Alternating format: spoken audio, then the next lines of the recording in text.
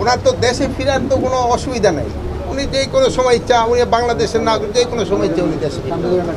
ওনারা যেই সময় উনি নিজেরে যেই সময় উনি মনে করবেন উনি সেই সময় দেশে ফিরবেন। খণ্ডিত রিপোর্ট যেটা দেওয়া হয়, এই খণ্ডিত রিপোর্টগুলি কিন্তু এই পার্শ্ববর্তী দেশ যারা আমাদের তারা কিন্তু তাদের সাহায্য করে।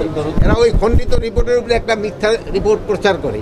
সেই জন্য আমি আপনাদের কাছে অনুরোধ করব যে আপনারা কোনো খণ্ডিত রিপোর্ট দিবেন না, দিলে রিপোর্টটা সম্পূর্ণটা দিবেন। আমি যে কথাটা বলি ওইটা সম্পূর্ণটা বলি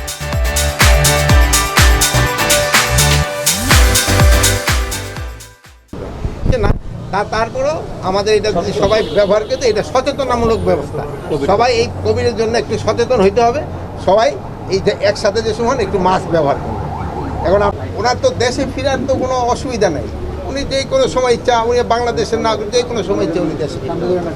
ওনারা যেই সময় উনি নিজেরে যেই সময় উনি মনে করবেন উনি সেই সময় দেশে ফিরবেন। মাননীয় উপদেষ্টা, পুশির ব্যাপারে বাংলাদেশের আপত্তি থাকার পরেও ধারাবাহিকভাবে ভারত আমরা এই ব্যাপারে ফরেন মিনিস্ট্রিতে লিখছি। ফরেন মিনিস্ট্রি, ফরেন অ্যাডভাইজারও আপনাদের বলছে, তারাও কিন্তু তাদের চিঠি দিচ্ছে যে আমাদের বাংলাদেশি নাগরিক যদি ওই অগদেশে থাকে আমরা অবশ্যই নিব, কিন্তু তারা একটা প্রপার চ্যানেলে আসতে হবে। নিয়ম হলো প্রপার চ্যানেলে। ওনারা করে নাকি এটা ফলো না করে এই জঙ্গলে রাস্তা দেখি জায়গায় না ওই সব জায়গায় গিয়ে করে, এটা একটু অমানবিক। এই যেগুলো আমরা কিন্তু এটা